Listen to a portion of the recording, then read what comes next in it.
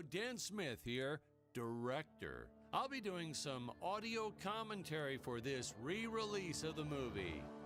Oh, wait, not yet. Sorry, sir, this is just the DVD menu. The movie hasn't started yet.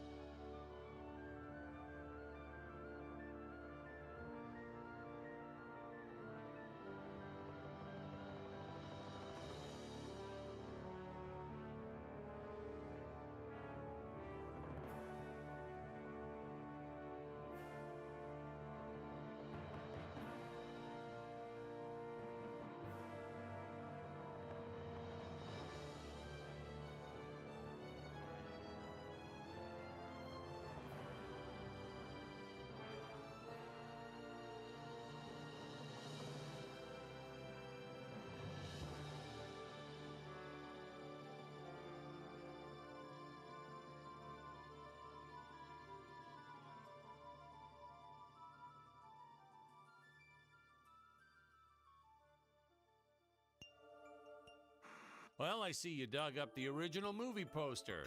Oh boy, that takes me back.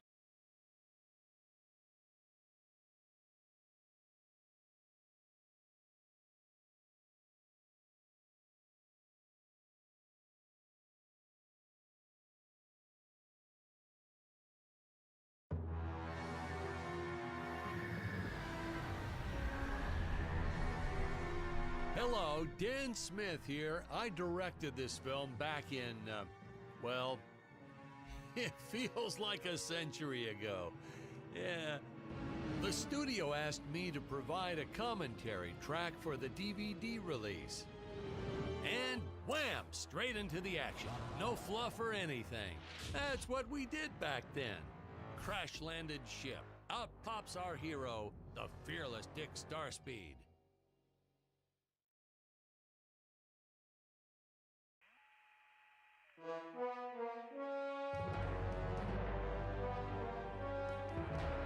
The ship's velociter reactor is damaged. I believe that I am stranded on an alien planet.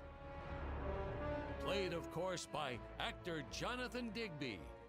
Went on to some minor roles after this.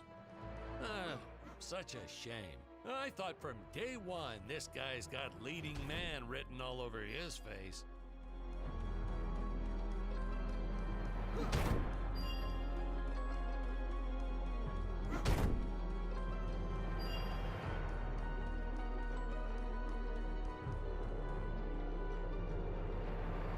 Greetings, citizens of Gravoria.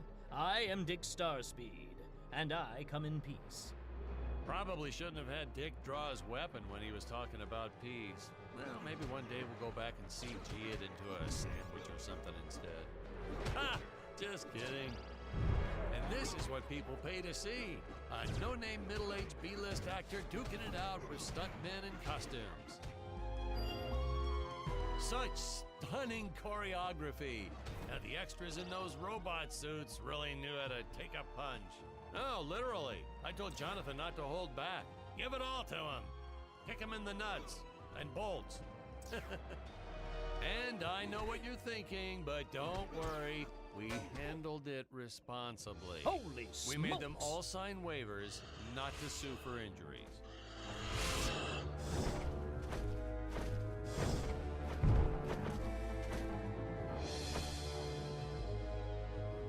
If I land squarely on that grain silo, I should survive this fall unscathed.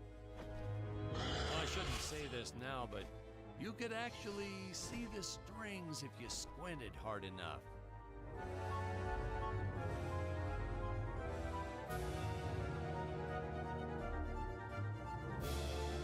A screenwriting trick from back in the old days. You put a grain silo or some haystacks down and it solves all your gravity-related problems.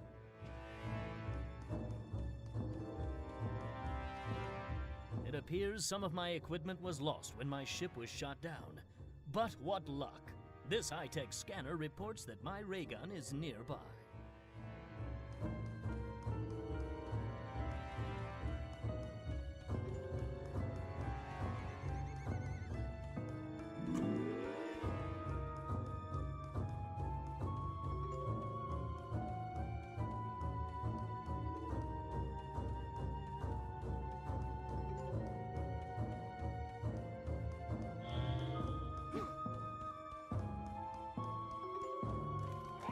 Dinosaurs.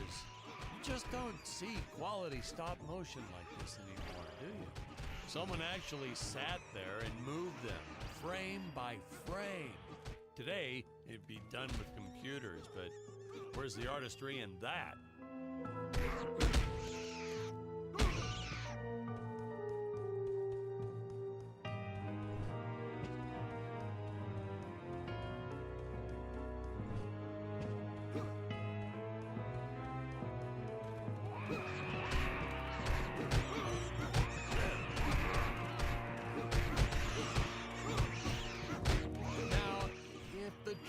Here look a little plastic. Well, it's because they are. I took them from the set of my last film, Vampire Island 2.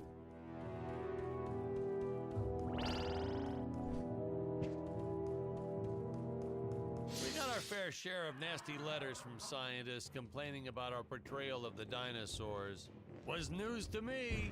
Apparently these stegosauruses weren't meat eaters. Must have preferred shellfish or something. Wow, how do they know? That's what I say.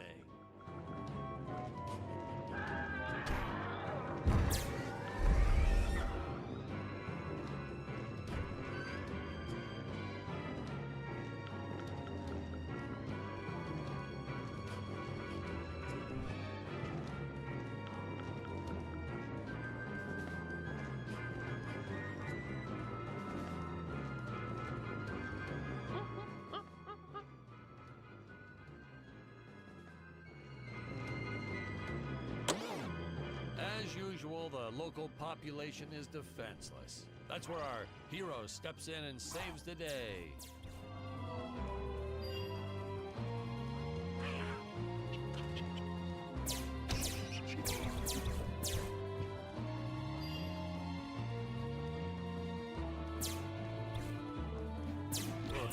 We put Jonathan through a lot shooting this film.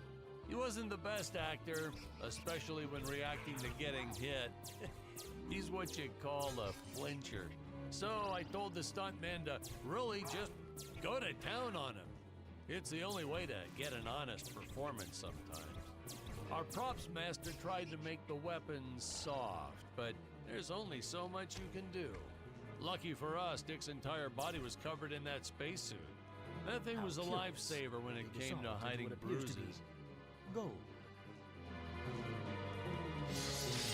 You'll notice the gold disappears when Dick touches it. We had a deleted scene that explained he's actually teleporting it back to his ship. It's funny, no one ever questioned how Dick was able to walk around with an infinite amount of gold on him.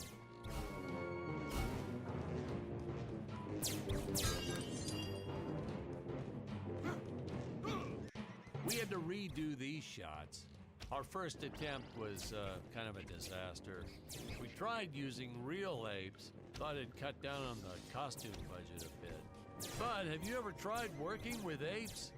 They are the worst actors ever. They don't sit still for a moment, and the second you take your eyes off of them, they're flinging their feces all over the place. Jonathan refused to work with him after he got, well, let's just say that he had to take more than a couple of showers one day. You know, you never forget the smell of monkey poo. We steam cleaned the studio top to bottom. Still never got rid of it entirely. All through the rest of the shot, we kept finding those little surprises hiding inside various props. Boy, were those the days.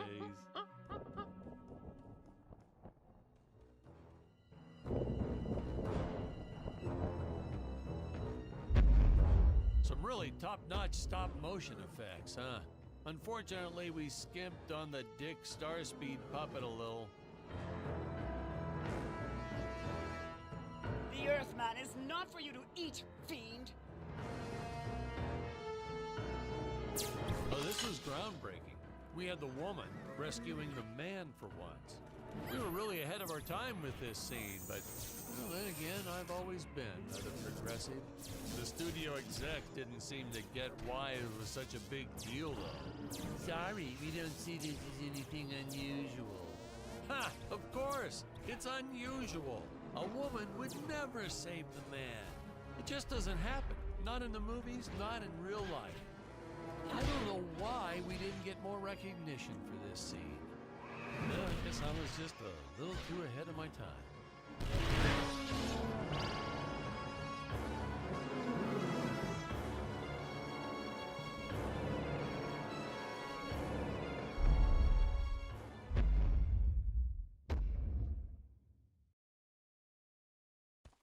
Thank you for saving me, strange woman. What is your name? I am the magnificent Scarlet Nova.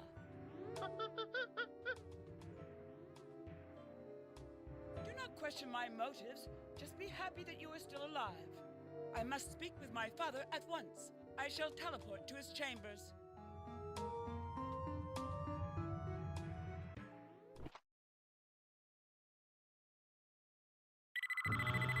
Huh? Where is this place? This is not my father's chambers. You have disobeyed me for the final time, Scarlet. Enjoy an eternity in the Tower of Eternal Solitude for all eternity. Ha! The old fool did not notice I am wearing my jetpack. Booster usage. Jump. Wait. Wait. Use booster. Survive deadly fall.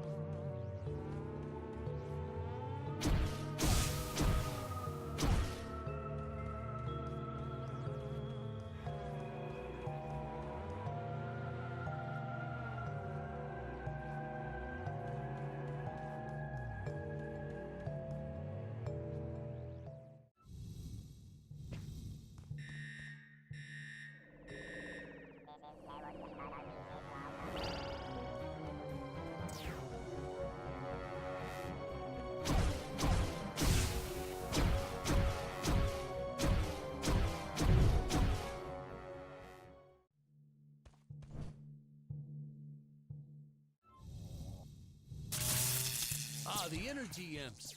Such a neat effect. We had to paint each movement frame by frame and superimpose it into live footage. We were pulling all-nighters for weeks. Well, when I said we, I meant the artists. I'm pretty much useless if I don't get a solid 10 hours a night. But they were at it forever. They had to redo it all because I accidentally told them red instead of blue the first time. Artists.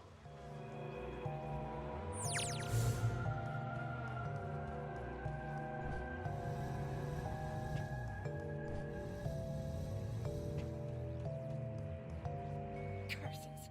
My father revoked my access to the teleport terminals. I shall only be able to utilize the ones I activate manually.